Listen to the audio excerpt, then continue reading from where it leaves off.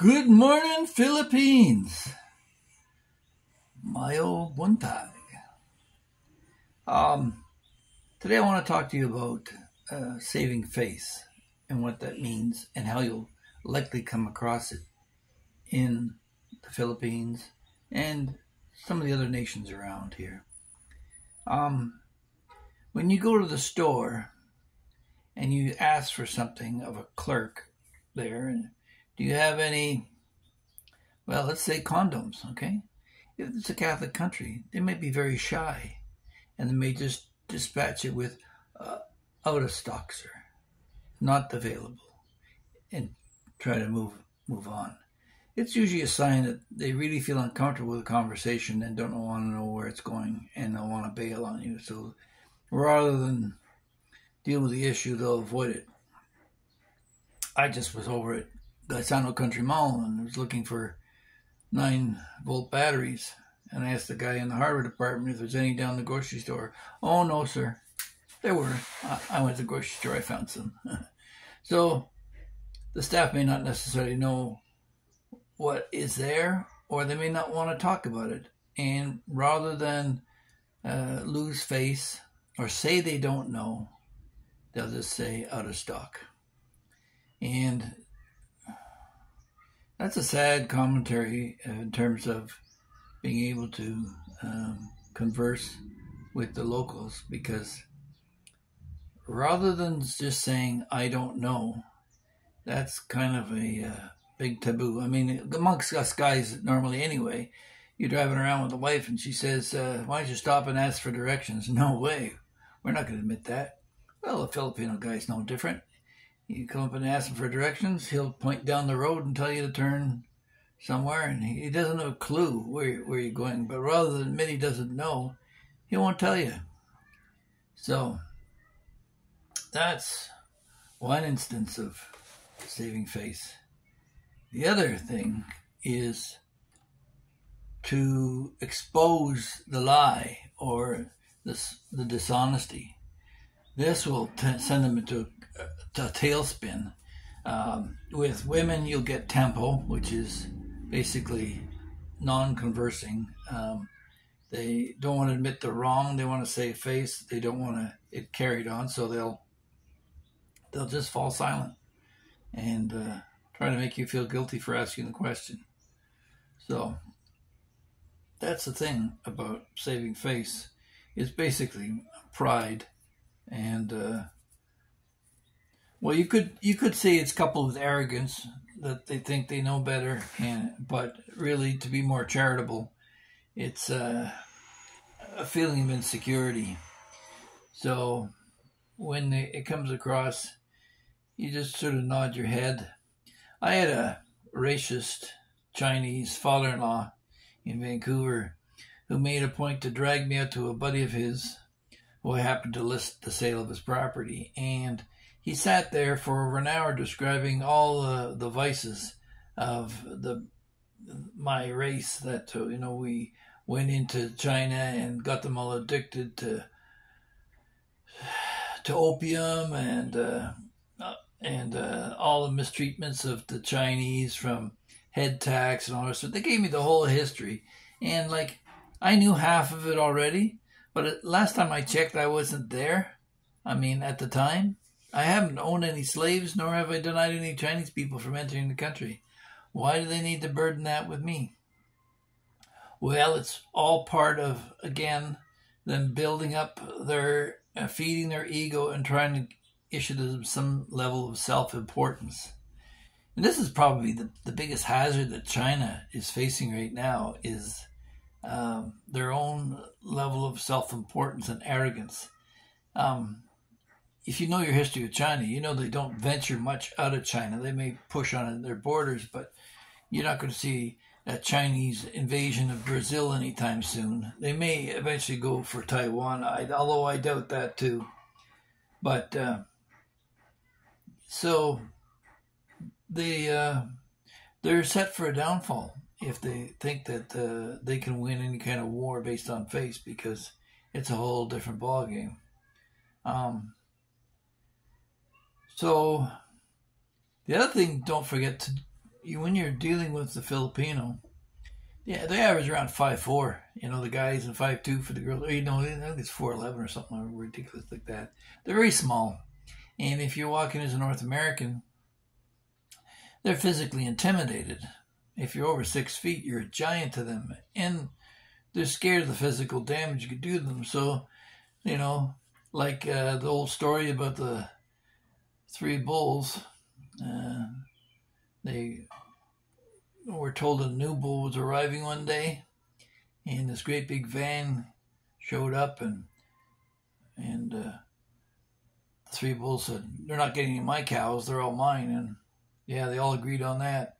And then they saw this van, and the sides of the van were bulging from the size of this beast, and it was shaking and banging. And by the time they dropped the ramp down, holy cow, the thing was massive. So the first bull says, "Well, I guess I can peel off maybe 10 of my cows. You can have them, and we'll keep peace in the neighborhood." And the medium-sized bull next to him said, "Well, I guess he can have 20 of mine too. That between your 10 and that 20, hopefully it'll keep him happy." And the third little guy, he was down and kicking the dirt up and thrashing his horns about and making all kinds of threatening gestures. And the other 2 bulls looked at him and said, "What's your problem?" He says, "I just want to make sure he knows I'm a bull." And so it is with keeping face. You got to be aware of the sensitivities of the people that you're walking amongst. Don't be throwing your weight around, suggesting, especially in provincial areas, I don't care whether it's Thailand or Vietnam or China or here in the Philippines, you shouldn't be making suggestions to family members if you have designs on their daughters. You just keep that conversation completely in your own mind and never open that up and let it fold out the way it should. Because they don't want you coming here and controlling the situation. They want to feel some control themselves. And so is designed in the Philippine marriage. When you do marry a Filipino, all the funds of the marriage have to flow through that. And I've got another video down below that will describe that. But let's get back to face. It's not that Europeans and North Americans aren't impervious to the same flaw. The First World War was just riddled with the bodies of millions of men who were sacrificed because the military leaders couldn't bring upon themselves to humble themselves and wait for a proper approach. No, they just kept throwing the bodies on. And I think that's probably what's going on in Ukraine right now. I mean, the proud Ukrainians, they're trying to fight for their country, but the fact is, reality sucks. I keep seeming to get back to that point about Ukraine, but I apologize for that. But face is basically about self-esteem and pride, and with a touch of ego. And you start off with the self-esteem issue, and when the self-esteem is low, you build up so that become a little bit pride. But pride always comes before the fall. So the next level is arrogance, and that's the real hazard right now that the Chinese leadership should be aware of. When they start hosing down Philippine fishing boats and thinking that they can shove their weight around, the only kind of war that's really worthwhile is all-out war, and we're talking millions of deaths, and that's not likely to happen. Not when face is involved, unless it gets too far down the pipe, and that's the real hazard. So, how do you combat something like that? Well, clearly I don't understand it myself, because here I am in Asia still dealing with it on an ongoing basis where people don't admit they're wrong. And whereas in North America we're taught to say please and thank you, you don't get much of that here. You'll get blessings where they'll grab your hand and put it on their forehead to show respect to an elder. But one-on-one, the children, they're like feral cats. They just go at each other when they're little. It's cute, but it's sad too in a way. So I'm trying to teach my kids to say please and thank you in the Western ways, but yeah, I'm not saying they don't say that in the Philippines. They say salamat, which is thanks. Salamat kayo, thank you very much. But between family members, I don't get it here. Maybe there's other Philippine families that do, and you can please let me know, fill that out in the comments section below. But for the most part, the whole idea of saving face is based upon shyness and embarrassment on the basis of need. When your family member needs support in an initiative, they'll beat around the bush and say they'll talk to another relative rather than directly to you to indicate that they may need some help.